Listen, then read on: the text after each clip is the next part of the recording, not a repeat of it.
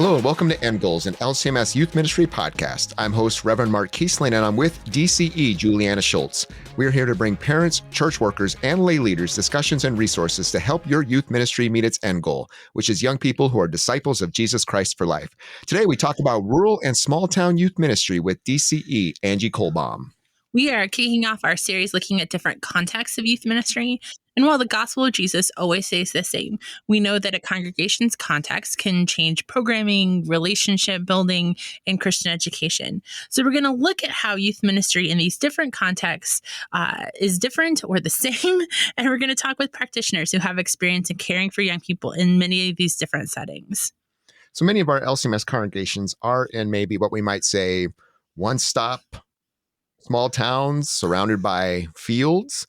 And in these areas, there are maybe fewer LCMS congregations, and they may be smaller congregations as well. And youth may be attending high schools that pull students from across a wider area geographically. So, Mark, you mentioned in the last episode in our intro that you grew up in what you would categorize as a rural congregation. Was there anything about that context that you think impacted your youth ministry? Are there fond memories of living in a small town? Well, besides the point that I grew up in Western Montana at the base of the Rocky Mountains, which was fantastic to wake up in essentially a national park every morning. That was pretty awesome. I won't lie about that. But nonetheless, thinking about, as I kind of said in the introduction, I was one of those towns that especially I think was unique. And we'd visit our relatives in Southern Illinois and would be blown away by seemed like every 2 miles we would drive and there'd be an LCMS sign for a congregation. That was not my rural context.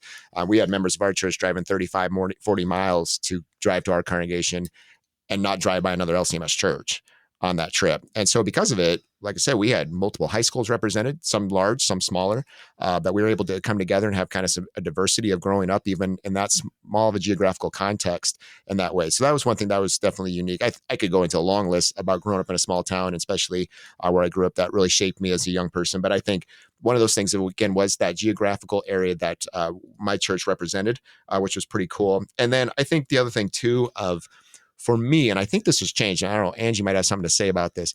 When I was growing up in a rural area, we hadn't been touched so much, I think, by the overscheduling of life as much. There just wasn't that as many opportunities.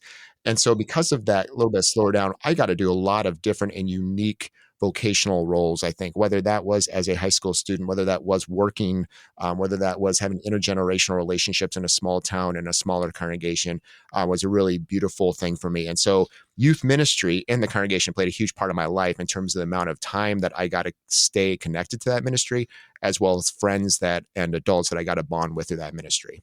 Yeah.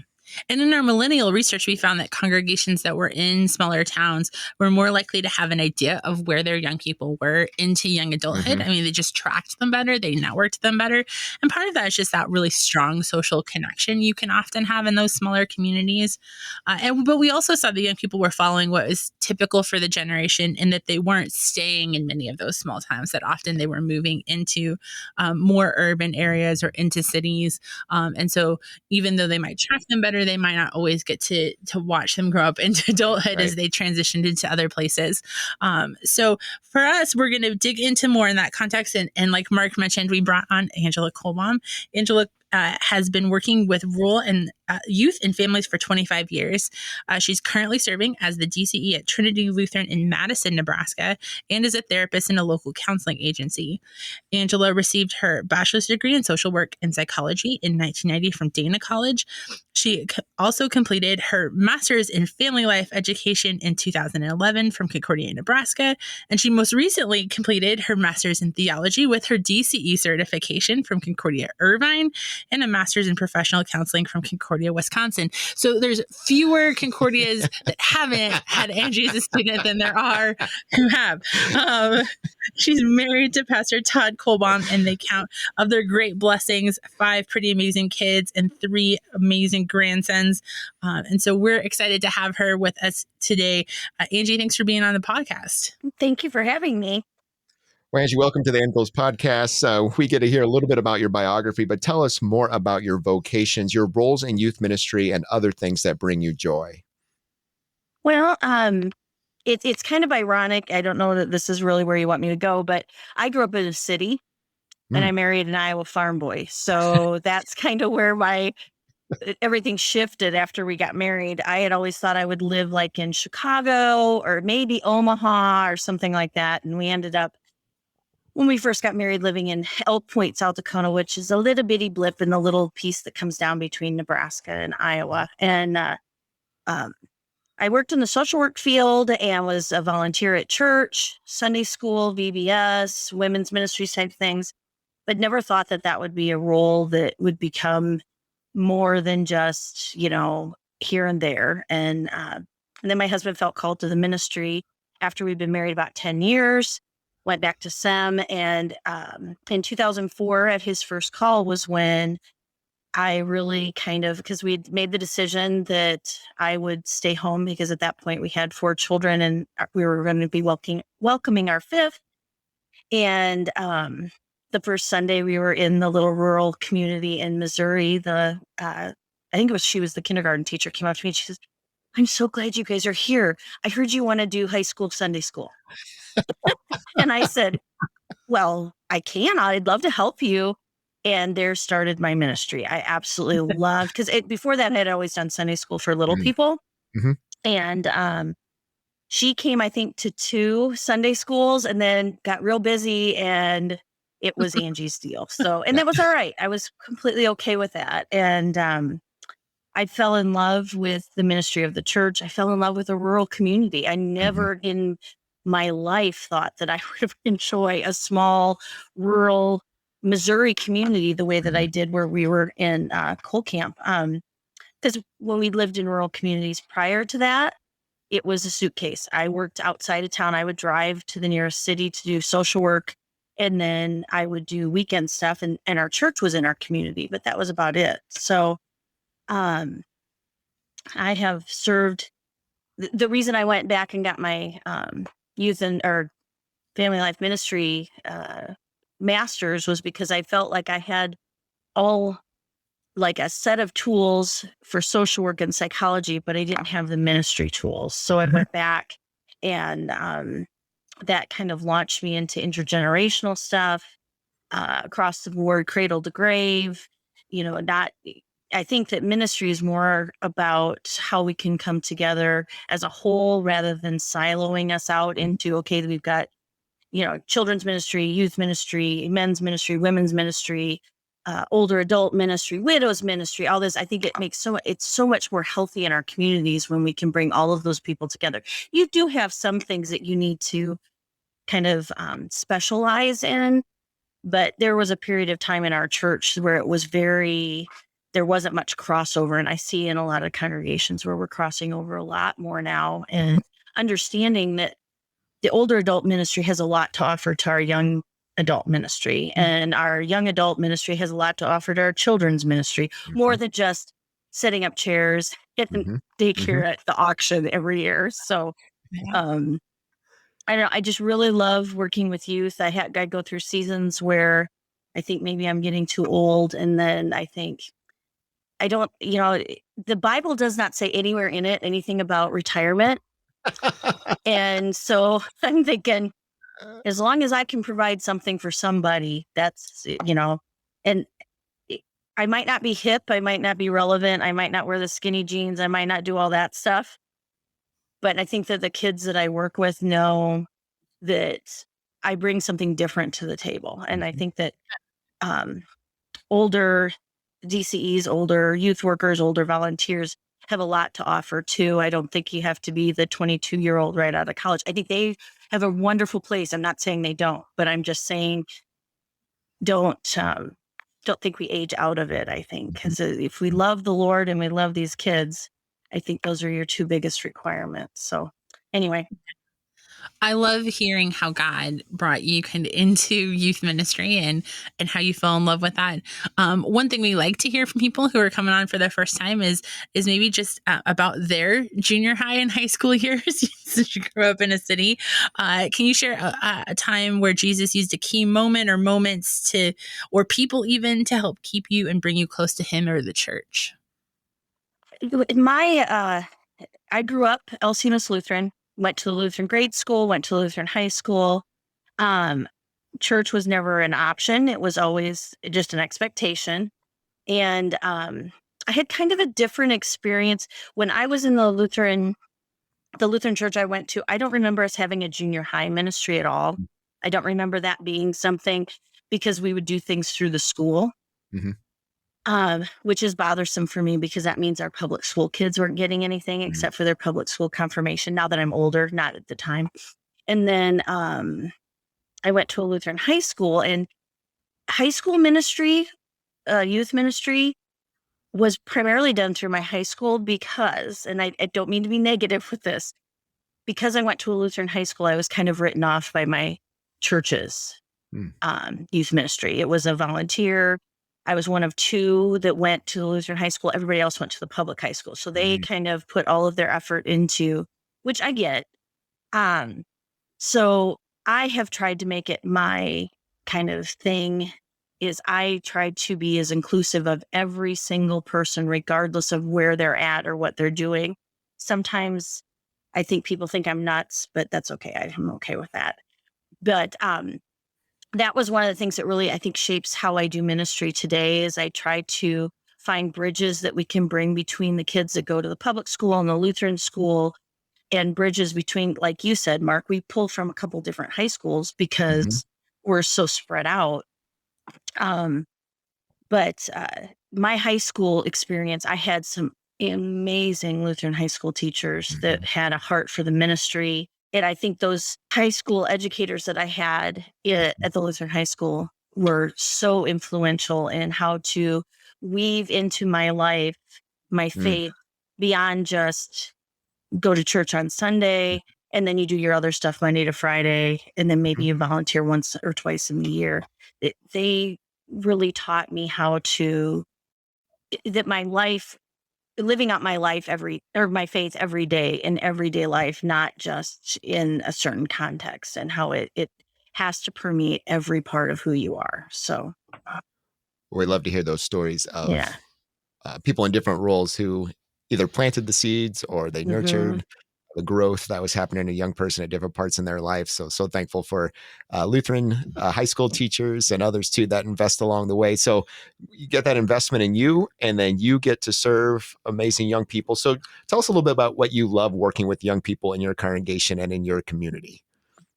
I'll be real honest. This last year has been a real challenge in that we had just moved here in August of 2019, and then the pandemic hit in March of 20. So we were just trying to get our feet wet and figure out who was who, and make connections, and we had to shut it down. So I kind of feel like since about May of this year, we've been doing a lot more of reaching out. And I absolutely love, in our small community, we have our church. I should have probably found this out, but I didn't, how big our church is, but our congregation isn't huge. And I'd say we probably have about 35 to 40 high school youth that could be involved. And I have enjoyed getting to know the kids through the community, that I find out, oh, they're members at our church. That's so awesome, because I haven't had that connecting point that we would have maybe had the pandemic not hit.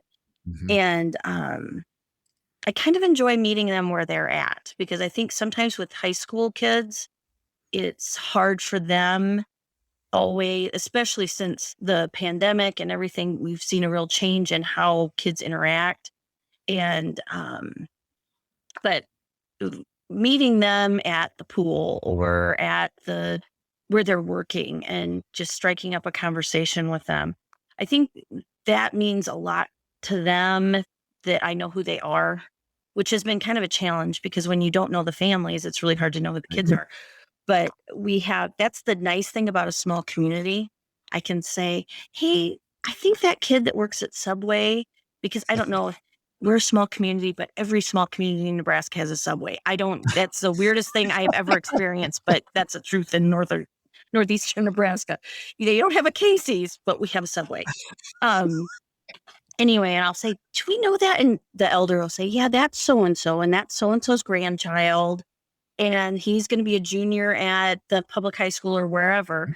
So that is so cool that most people, and what you said, Juliana, about the study, is true. I think we do have a better handle of where our kids are because Mhm. everybody's related to everybody. Mhm.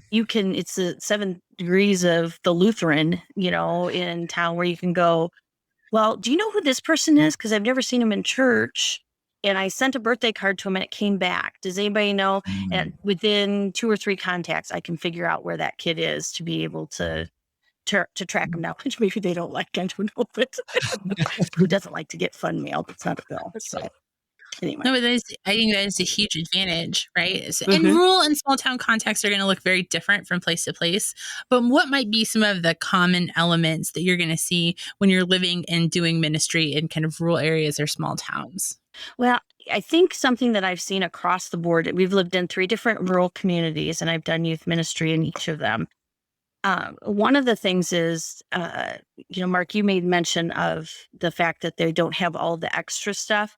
But what we're noticing is there's a lot more, like most of my kids are 3 and 4 season athletes. They'll play football in the fall, basketball in the winter, golf or baseball or track in the spring, and then they do baseball or some special sport in the summer. So they're really committed that way.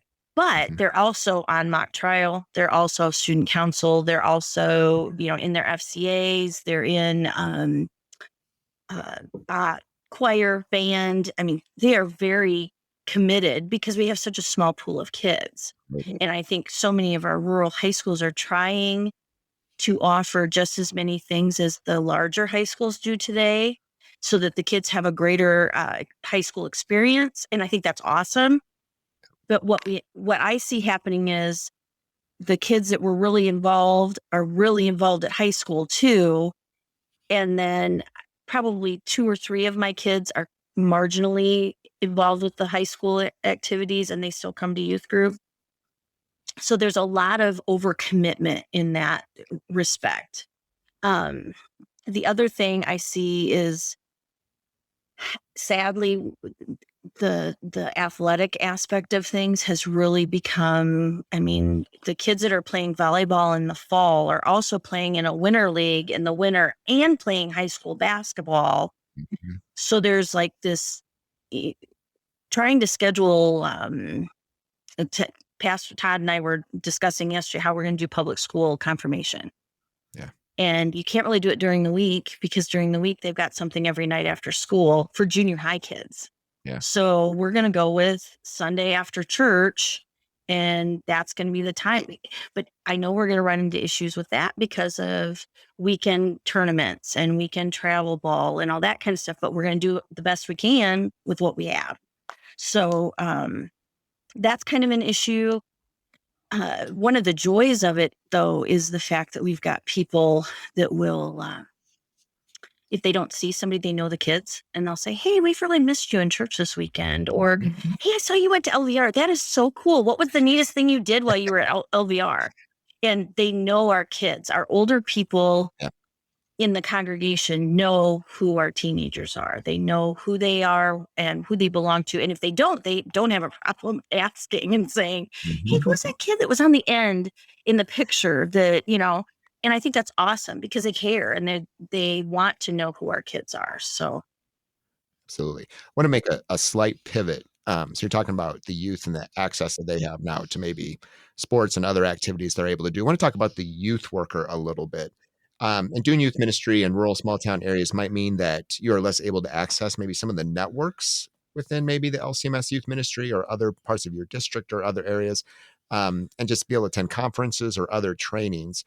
What are some of the ways maybe that you personally or you suggest to get support in those times to network, maybe when you can't be physically close to other LCMS churches and youth leaders? That is a real challenge. I think now you were talking about Montana.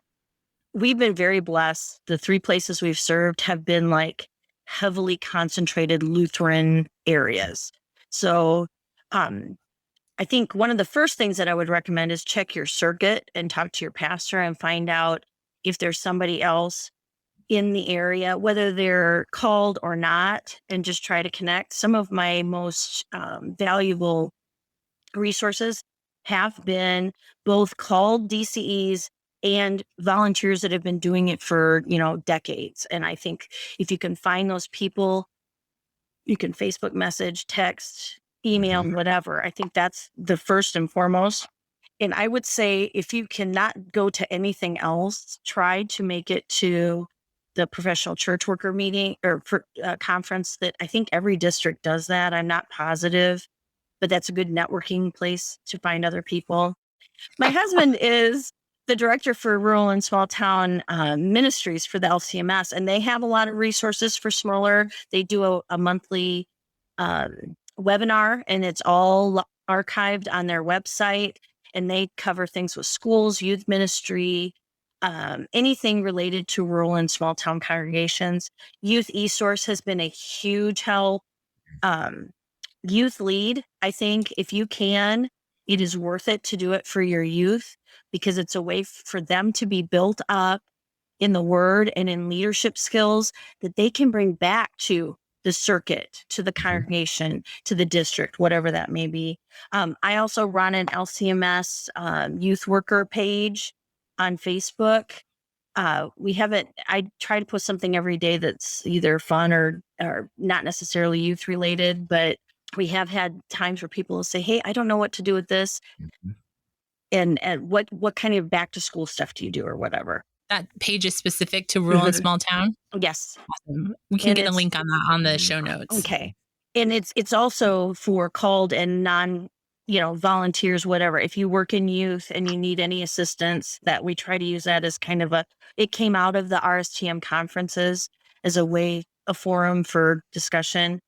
The LCMS youth ministry, I don't know, you guys just changed the name of it on Facebook, but that is a really good resource too. I know it's a challenge in Montana, Wyoming, where you've got, hours between each church, but with technology, that's one really awesome thing that came out of the pandemic. Yeah, everybody absolutely. can Zoom. So what are some of the unique joys that you might see in doing youth ministry in a rural or small town area? I think the most unique joy that I have is the fact that I can have the kids to my home, and I have kids that feel comfortable coming into my house and being a part of my community, my home community. My kids, my biological children laugh about the fact that they think sometimes I like my youth kids better than them. And which isn't true, of course. Well, maybe some, I don't know. But just the fact that you can have, with the smaller groups, you can have much more intimate gatherings. We can get together. During the pandemic last November, we were doing Zoom Bible study, and the kids said, "Can we stop doing Zoom?" And I said, "Yeah." They said, "Can we just start meeting at your house?" I'm like, "Yeah, we can do that." I checked with parents to make sure they were okay with it. But when you only have 5 or 6 kids, you can socially distance in a living room very easily, But I really enjoy the relational aspect of it. The fact that I really get to know the kids that I work with. Numbers sometimes are impressive when you go into because that's even here. I had, how many kids did you have go to LVR? And I know that that's just how we all think, numbers equal success. But I think it's so important to remember that if we're making, really solid, good relationships in the Lord with these kids, that's a connecting point for them.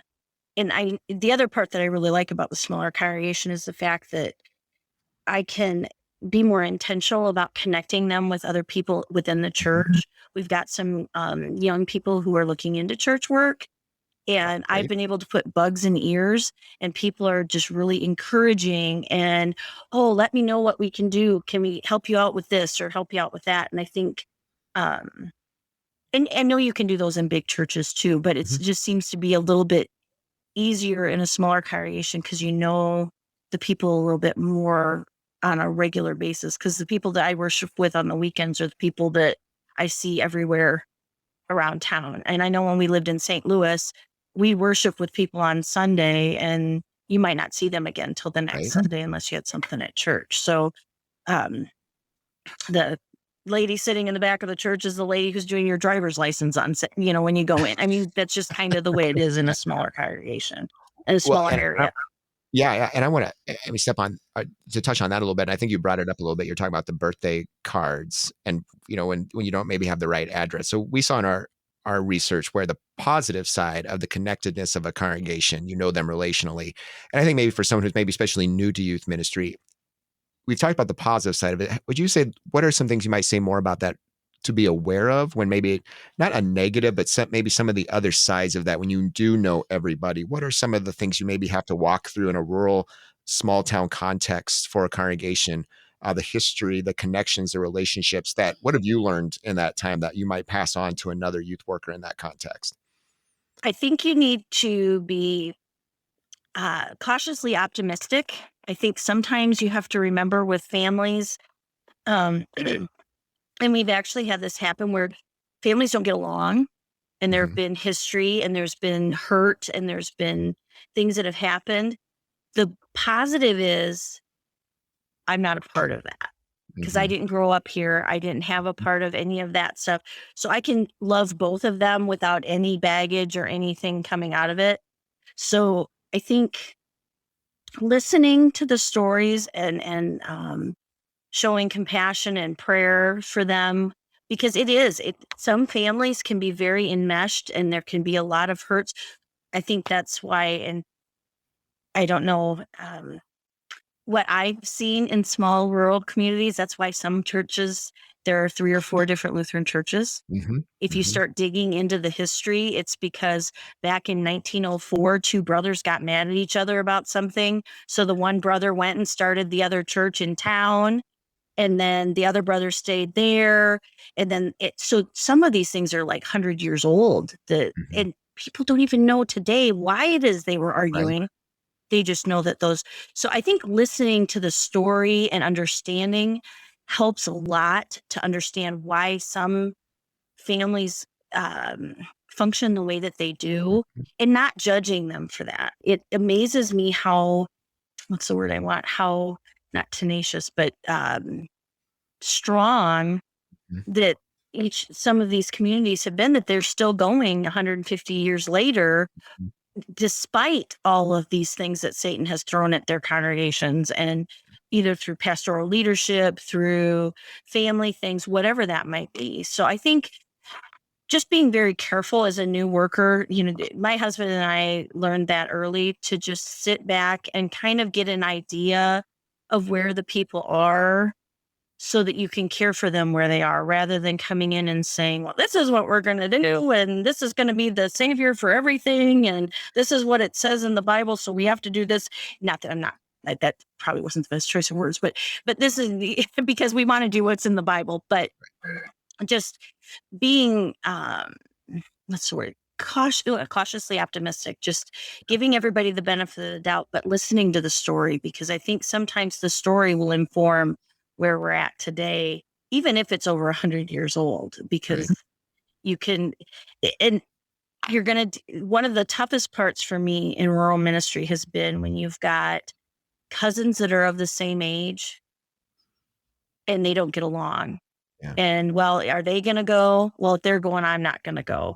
And trying to figure out a way to bring them together. Sometimes it works, sometimes it doesn't. And so then you just go and you do something with each one, trying to build relationships, because that happens and it's really hard. And so I don't know. Networking can be fantastic when it wants to track people down. It can be less fantastic when you're trying to avoid people, right? Right? That's it's a great thing, that the kid at Subway is a part of your church. It's less fun when you're trying to avoid those people. So what are some, just kind of thinking about, what are some other challenges for young people in rural or small town settings, and how might that impact youth ministry? I really think a lot of the challenges are probably very similar to what people deal with in the urban areas and suburban areas. I really do. I think that, we deal with social media. We deal with, appropriateness in using social media, same dating stuff. Like I said before, one of the biggest challenges is just the smaller school, and the kids are over involved because they, you want them to experience all of those things. Time, priorities. I think we're seeing that being I think that's across the board. I don't know that I've talked to a worker anywhere that hasn't said that priorities of families and what, well, my child has a basketball camp that week, so they can't go to the National Youth Gathering. But the National Youth Gathering is a really awesome experience for them. But, just, I think the challenges, I think, are similar. It's how we can handle them, because I think sometimes in a rural setting, we might be a little bit more aware of it, because we might see it a little easier when you've only got 5 kids there and they're talking about stuff and you're going, is that really appropriate? Should we really be discussing that thing? Whereas if you've got, because I even noticed that at LVR when we had 25 kids, when they start talking about stuff, you're not always able to, because there's just so much going on. So that would be the biggest difference. But I think that's why a lot of larger churches have small groups. Right. We have a small group. It's just there. So, but a lot of larger churches do small groups for that more intimate and ability to get to know each other and what's going on. So I really don't, because we've had to deal with suicide this year. We've had to deal with overdose on drugs. We deal with, sex. All of the same things that are it's just on maybe a smaller scale, I think. Well, and that's one of the reasons why I think anybody can appreciate the context that we're talking about in these podcasts, is that, like, even if you're not in a rural and small town area, you're going to be dealing with a lot of the same things. But the way in which you deal with them is going to be a little bit different. And so, it's nice to hear about what might be distinct and unique about different contexts, but also comes down to it. A lot of it is teenagers are experiencing a lot of the same things in different places, regardless of where they're at. So we appreciate you coming on and talking a little bit about what that looks like for you in youth ministry, and look forward to sharing that with other people who might be in those same rural and small town contexts. Thank you. Well, we thank Angie for her insight, and speaking of her experience, her heart for young people, just that opportunity to share the gospel in a lot of different ways that you're able to do in that rural and small town context, and be able to hear some of the things we saw in our research, some of the ways those 7 practices play out in her congregational context, the 3 that she served at, and be able to hear those joys too, that opportunity to serve young people in those strongly connected, knitted communities and neighborhoods that we know in the rural and small town context. Yeah, I love that she can identify supportive adults to bring alongside people, that she's able to use supportive adults to kind of keep kids who are maybe on the margins connected into their ministry. And I love that that's often the case in rural and small town contexts, is that relational network that supports young people and helps connect them to the church can be really powerful. Love it when she touched on it. We got some feedback from National, and we had people sitting at some tables in some contexts and hear relationships that got connected. So know if you are working in rural, small town contexts, reach out. There are people who want to connect with you and want to be sharing ideas and building relationships with you as a youth worker, whether you're a professional full-time, whether you're a volunteer. Use some of those resources Angie talked about, or contact us to let us know how we can be helpful in that way, so you can get to be supported by other youth workers as well in the work that you do in investing in young people. Yeah, and we definitely know that there is not just a perfectly idyllic setting for all. There's going to be conflict there. There's going to be issues that are going to pop up. And young people are struggling with so many of the same things that we see them struggle with in any context. And often doing it in a place where there's really nowhere to hide. So where you really have to approach a lot of those things up front. And I appreciate Angie talking about how we need to listen very carefully, that we need to hear stories, and we need to be sure that we're leaning into the relational part of that in order to ensure people are connected. Yep. So closing question about that if you're serving in the rural context, what are relationships that are there, or people in your congregation that you can help invest in young people relationally, and as you help point them into a lifelong time in the church, as well as a disciple of Jesus Christ? And how might you, as a youth worker, connect with either your circuit or your district to identify either professionals or volunteers who are in your area who you can connect with as networking and support for youth ministry? Last question is, what are things that you can do to listen well to the history of your congregation, to be understanding how God has worked through people and through church workers and through time and building relationships amongst the people of God in that place, and to appreciate that and to deeply understand those relationships that you see before you in your ministry context? We will continue to keep you in our prayers regardless of your context, but particularly for those this week who are in that rural and small town context, as you care for young people, as you reach out to them, as you help and support them as they walk in faithfully. We ask that God continue to bless you in those vocations. End Goals Podcast is a production of LCMS Youth Ministry and KFUO Radio. To find out more about LCMS Youth Ministry or to find links or resources mentioned, go to kfuo.org/youth ministry. Thank you for listening and caring for the young people of our church.